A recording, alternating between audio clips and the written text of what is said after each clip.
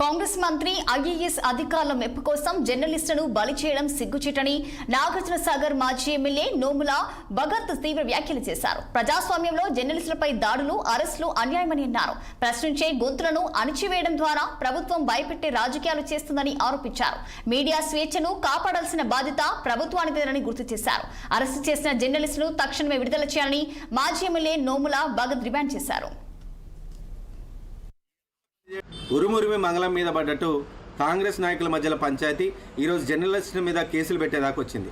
పోలీసులు మొన్నటిదాకా ఒక జరిగినటువంటి వ్యవహారంలో ఆ వ్యవహారంలో ఉన్నటువంటి మంత్రి గారి మెప్పు కోసమో అక్కడ ఉన్నటువంటి ఐఏఎస్ అధికారిని మెప్పు కోసమో ఈరోజు జర్నలిస్టులను బలి చేయడం నిజంగా సిగ్గుచేటు. కాంగ్రెస్ ప్రభుత్వం ఇప్పటికైనా చిల్లర చర్యలకు ఈరోజు జర్నలిస్టులు బలి కాకుండా చూసుకోవాలి. మన జరిగినటువంటి సంఘటనలో ఏమాత్రం సంబంధం లేనటువంటి జర్నలిస్టులను బలి చేయడం, అలాగే ఎన్టీవీ ఇన్పుట్ ఎడిటర్ అయినటువంటి మన దొంతు రమేష్ గారిని బలి చేయడం నిజంగా సిగ్గుచేటు. తక్షణమే ఆ ముగ్గురు జర్నలిస్టులను తక్షణమే విడుదల చేయాలి. మా బీఆర్ఎస్ పార్టీ పక్షాన గతంలో గడిచినటువంటి 2 సంవత్సరాల నుంచి జర్నలిస్టుల మీద జరుగుతున్నటువంటి అన్యాయాన్ని మేము తీవ్రంగా ఖండిస్తున్నాం.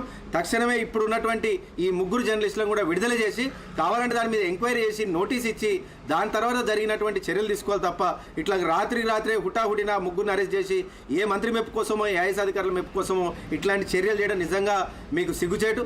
తక్షణమే ఇప్పటికైనా కాంగ్రెస్ ప్రభుత్వానికి ఇంటి పనివాళ్ళలాగా కాకుండా నిజమైన పోలీస్ అధికారులాగా మీరు వ్యవహరించి ఈ సంఘటనని ముందుకు తీసుకెళ్లాలి తప్ప మీకు ఇష్టం వచ్చినట్టు అడ్డగోలుగా ఈ వ్యవహారాన్ని చేయొద్దని చెప్పేసి మరొకసారి కాంగ్రెస్ ప్రభుత్వానికి ఇప్పటికైనా దిగొచ్చి జర్నలిస్టులకు క్షమాపణ చెప్పి ఇప్పటికైనా వాళ్ళ ముగ్గురిని కూడా రిలీజ్ చేయాలని కూడా మేము బీఆర్ఎస్ పార్టీ పక్షాన డిమాండ్ చేస్తున్నాం.